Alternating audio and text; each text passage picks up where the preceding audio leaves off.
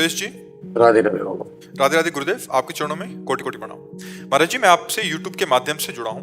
महाराज जी, यहाँ बैठने के योग्य तो नहीं हूँ कि गुरु जी, मैंने अनजाने में बहुत जीव हत्या व्यभिचार किए हैं, पर गुरु जी जब से आपसे जुड़ा हूँ 16 महीने से वो सब कुछ छूट गया और मैं भ्रूण हत्या भी करने जा रहा था, पर आपके एक वीडियो ने वो करने से भी रोका। आपकी कृपा से लड़की ने जन्म दिया और शास्त्र के अनुसार उसका भी नाम मैंने राधा ही रख दिया। उसके बाद आप सपने में आए, मुझे आपने कहा, याद नहीं रहा क्या बोले। महाराज जी, अब आगे बढ़ना चाहता हूँ भजन मार्ग में। मैंने मांस, शराब और सारे गलत काम छोड़ दिए हैं, पर गुरु जी माता बहनों की तरफ गलत दृष्टि हो जाती है। इससे महाराज जी मैं कैसे डरने की जरूरत नहीं है। भगवान के कुछ लीला चरित्रों का रोज नियम पूर्वक गायन करो। जैसे भागवत है तो 10वें स्कंद के 1 अध्याय 2 अध्याय भागवत पढ़ो। नाम कीर्तन 10-15 मिनट नाम कीर्तन करो और हर समय नाम चलाने की कोशिश करो। राधा राधा राधा राधा, सब ठीक हो जाएगा। जैसे जैसे अंतःकरण निर्मल होता है ये सब बातें खत्म हो जाती हैं। आप बच्चा सच्ची समझो, किसकी तरफ देख रहे हो? जो देवी स्वरूपा है, जो माँ स्वरूपा है, जो बहन स्वरूपा है, उनकी तरफ हम गंदी दृष्टि से देखेंगे, हमारा मंगल कैसे होगा? नहीं, ये गंदी बात। सबके चरणों की तरफ देखो, नमस्कार। अगर दृष्टि चली जाए तो दोबारा दृष्टि ना जाए। राधा राधा राधा राधा। जो चाहे आपन कल्याणा, सुजस सुमति शुभ गति शुभ नाना, सो पर नारी लीलार गोसाई, तजो चौथ के चंद्र की नाई। दूसरी माँ बहनों को काम दृष्टि से देखोगे, दुर्गति को प्राप्त हो जाओगे। यदि अपना कल्याण चाहते हो, मंगल चाहते हो, तो भवानी के अंश स्वरूप आए। इनको जननी के समान, बहन के समान, बेटी के समान भाव से देखो। बराबर की है तो बहन के समान छोटी है, तो बेटी के समान बड़ी है, तो माँ के समान देखकर प्रणाम। इनके पर अगर काम दृष्टि करोगे तो उनका तो कुछ बिगड़ेगा नहीं, आप नष्ट हो जाओगे। उनके प्रति तुम्हारी काम दृष्टि तुम्हारा नाश कर देगी। हाँ, तो हमें लगता है हमें अपनी दृष्टि सुधारनी चाहिए, अपना भाव शुद्ध करना चाहिए। जैसे हम किसी के प्रति बुरा देखते हैं तो उसका कुछ नहीं बिगड़ता, हमारा पहले बिगड़ जाता है, क्योंकि हमने बुरा देखा, बुरा चिंतन किया, तो हमारा नाश हो जाएगा। इसलिए हमें बहुत सावधान और नाम जप करो। और धन्यवाद इस बात का कि नए बच्चे होकर आप संत वाणी सुना और उस वाणी से अपने आप को बचा लिया, गलत आचरणों से बचा लिया। अब आगे वो आचरण मत करना। अवलो न शानी अवना न सही हो तो भगवान सब क्षमा कर देते हैं। हाँ, अच्छे आचरण वाले बनो। मिलिंद जी, नासिक महाराष्ट्र से। राधा वल्लभ से हरिवंश। जी हरिवंश, राधे राधे महाराज जी। महाराज जी, विशेष कृपा कैसे पहचाने? जब भोगों में अरुचि हो और भगवान में स्वाभाविक रुचि प्रकट हो जाए तो जान ले कि हमारे ऊपर विशेष कृपा है। जब किसी भगवत प्रेमी महात्मा का दर्शन सानिध्य मिल जाए तब जाने हम पर विशेष कृपा है। जब द्रवहि दीन दयालु राघो तो साधु संगति पाइए। जब भगवान की विशेष कृपा होती है तब संतों का संग मिलता है, और संतों की जब विशेष कृपा होती है तो विषयों के प्रति वैराग्य और भगवान के प्रति अनुराग ये जागृत होता है। तब जानना चाहिए कि हमारे ऊपर विशेष कृपा है। जैसे हनुमान जी का जब दर्शन पाया विभीषण जी ने, तब कहा कि तुम हरिदासन महा कोई, मोरे हृदय प्रीति अति होई। कि तुम राम दीन अनुरागी, आयहु मोहि करन बड़ भागी।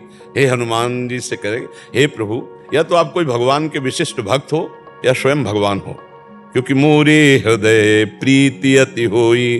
तब हनुमान जी ने बताया कि मैं भगवान का एक दास हूं, ऐसा अधम ऐसा। तब कहा, अब मुई भा भरोस हनुमंता, बिनु हरि कृपा मिले नहीं संता। जो प्रभु मोहि अनुग्रह कीन्हा, तो तुम आए दरस हठि दीन्हा। प्रभु ने विशेष अनुग्रह कर दी क्योंकि आपका दर्शन हो गया। हे भक्तराज, आपके दर्शन होने से अब मुझे दृढ़ विश्वास हो गया कि मेरे ऊपर भगवान की विशेष कृपा है। अब मैं भाव भरोस हनुमंता, बिनु हरि कृपा मिले नहीं संता। पर संत संग का विशेष फल क्या है? संसार के भोगों का त्याग और भगवान से अनुराग। अगर ये ना हुआ तो फिर संत संग का मतलब क्या रह गया? संत संग अपवर्ग कर और कामी भव कर पंथ। संत संग का फल है कि भगवान में प्रीति हो जाए, मोक्ष मार्ग में प्रीति हो जाए, और कामी पुरुष के संग का फल है संसार में राग करवा देना। तो विशेष कृपा दो में, पहला भगवान के सिवा और कुछ अच्छा ना लगे, ऐसा हमें संग मिल जाए, ऐसा हमें भजन मिल जाए, ऐसे भगवत प्रेमी महात्मा के वचन सुनने को मिल जाए जिससे हमारा संसार राग खत्म हो जाए। और दूसरा, हमारे चित्त की सहज अवस्था भगवदाकार हो। जाहि न चाही कबहु कछु, तुम सन सहज सनेह। ये जो सहज सने चित्त की निरंतर भगवदाकार स्थिति, ये विशेष कृपा है। भगवत प्रेमी महात्माओं को मिल जाना, संसार से राग हट जाना, भगवान की तरफ चित्त, बस चित्त की वृत्ति का निरंतर तैल धारावत भगवान में समर्पित हो जाना, ये सबसे बड़ी कृपा हो गई। अब ये अंत कृपा का है, मतलब अब इसी से महान प्रेम सुख प्राप्त होगा। इससे बढ़कर कोई कृपा नहीं, अखंड स्मृति से बढ़कर कोई कृपा नहीं। जिसको अखंड भगवत स्मृति प्राप्त हो गई, देखो गीता सुनने के बाद अर्जुन जी को क्या मिला? स्मृति। नष्टो मोहा स्मृति लब्धा। स्मृति, भगवत स्मृति जागृत हो जाए, संसार का विस्मरण, भगवान का स्मरण, ये सबसे बड़ी कृपा है। जब भी मेरे मन विचार में थोड़ा परिवर्तन आया, मैं उपहास का कारक बना अपने मित्रों में, अपने परिवारजनों में। मेरे अपने बच्चे भी ये मजाक करने लगे कि कहीं अभी आज का एकांतिक पड़ेगा, पीछे वाले बैच में यही चर्चा हुई जो आप प्रश्न कर रहे हो ना। ये भाई, इस संसार में यदि तुम भगवत मार्ग में चलना चाहते हो तो तुम्हारी मजाक होगी, तुम्हारा उपहास होगा, तुम्हारी निंदा होगी। जैसे आप शुरू किए ना सतमार्ग, तो आपको दिखाई देने लगा कि परिवार के रिश्तेदार, यहां तक कि आपके बेटे भी उपहास कर रहे। अब आपका सोचो कैसा हृदय लगेगा। पर नहीं, आपको समझना मेरी भक्ति रंग ला रही। अगर भक्ति में विरोध शुरू हो जाए तो समझो भक्ति रंग ला रही। तो आपकी भक्ति रंग ला रही है, आपको मुस्कुराना है, उदास नहीं होना है। हाँ, अगर आप ऐसे फिर गिर जाओगे, फिर तो गिर जाओगे बहुत बहुत। इसलिए हिम्मती बनो, हिम्मती बनो, बहुत हिम्मत की जरूरत है इसमें। निराश, आपकी तो भक्ति रंग ला रही, तो आपको तो अच्छा अनुभव होना चाहिए, प्रसन्न होना चाहिए। आप निगेटिव क्यों सोच रहे हैं कि मेरा उपहास हो रहा है? अरे भाई नहीं नहीं नहीं, ये उपहास हो रहा है, आपकी भक्ति रंग ला रही है। देखो, गलत आचरण करो, आप देखो कोई आपको नहीं रोकेगा, कोई आपका उपहास नहीं करेगा।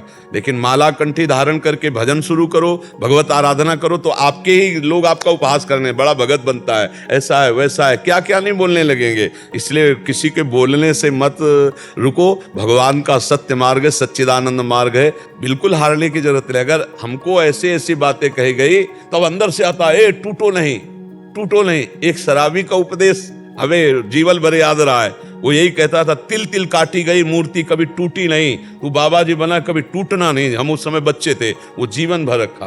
मेरी पुत्री है, वो यहाँ से कहीं पढ़ने के लिए गया, उसे कुछ एक ऐसी दीक्षा उसको पकड़ा दीजिए जिससे वो आगे की तरफ। देखो, हम आपकी पुत्री की नहीं, सबकी पुत्र पुत्रियों के लिए प्रार्थना है। ये जो आज गर्लफ्रेंड बॉयफ्रेंड रूपी जहर फैला हुआ है, इससे बचा जाए। पहली बात तो अपने चरित्र को पावन रखा जाए। अगर चरित्र पावन नहीं है तो आपकी उन्नति की लालसाएं बाधा में पड़ जाएंगी। आजकल कोई सही मित्र मिलना बड़े सौभाग्य की बात है, नहीं तो केवल अपनी वासनाओं की पूर्ति के लिए दोस्त बन जाने वाले सैकड़ों तैयार हैं। तो हम अपने फ्रेंड का चयन बहुत सोच समझ करके करें। जो हमारे से सुख भोगने की लालसा रखता है वो फ्रेंड नहीं हो सकता। फ्रेंड वही होता है जो अपने को बलिदान करके सामने वाले को सुखी करना चाहे, जो अपने को मिटा करके दूसरे को सजाना चाहे, उसे दोस्त कहते हैं। लेकिन आज के दोस्त दूसरे सामने वाले को मिटा के अपने को सुखी करना चाहते हैं। तो हमारे भाई बहनों से प्रार्थना है, पूरे भारत के, पूरे विश्व के, कि हमारी जो परंपरा रही है ये चरित्र पावन की रही है, चरित्र ना दूषित होने पावे। और दूसरी बात, कोई व्यसन हमारे जीवन में ना होने पावे, चाहे वो पुत्र हो चाहे पुत्री। ये बात बिल्कुल समझ लो। हर